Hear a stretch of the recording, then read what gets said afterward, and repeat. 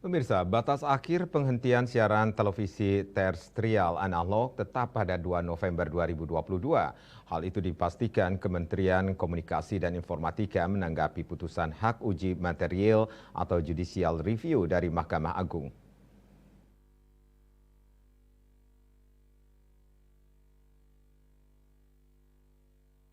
Kementerian Kominfo dalam keterangan resmi yang diunggah di situs mereka dikutip dari kantor berita Antara menyatakan secara prinsip migrasi penyiaran televisi terestrial dari teknologi analog ke teknologi digital tetap berlanjut dan diimplementasikan sesuai dengan ketentuan peraturan perundang-undangan. Undang-Undang Nomor 11 Tahun 2020 tentang Cipta Kerja mengamanatkan penghentian siaran televisi terestrial dengan teknologi analog atau dikenal sebagai analog switch off (ASO) paling lambat 2 tahun setelah aturan tersebut disahkan.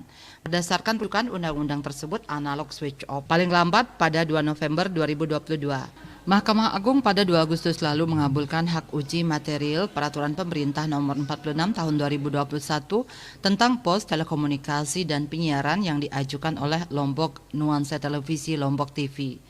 Berdasarkan putusan tersebut, Mahkamah Agung membatalkan pasal 81 Peraturan Pemerintah Nomor 46 Tahun 2021 yang berbunyi LPP, LPS, dan atau LPK menyediakan layanan program siaran dengan menyewa slot multiplexing pada penyelenggara multiplexing. Dalam keterangannya, Kementerian Kominfo perlu menyampaikan ke masyarakat bahwa ketentuan lain dalam PP 46 tahun 2021 yang mengatur mengenai implementasi migrasi televisi digital tidak dibatalkan oleh Mahkamah Agung.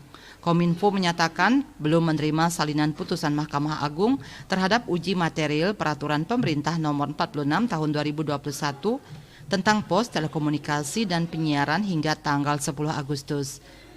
Kementerian masih menunggu berkas salinan putusan Mahkamah Agung tersebut.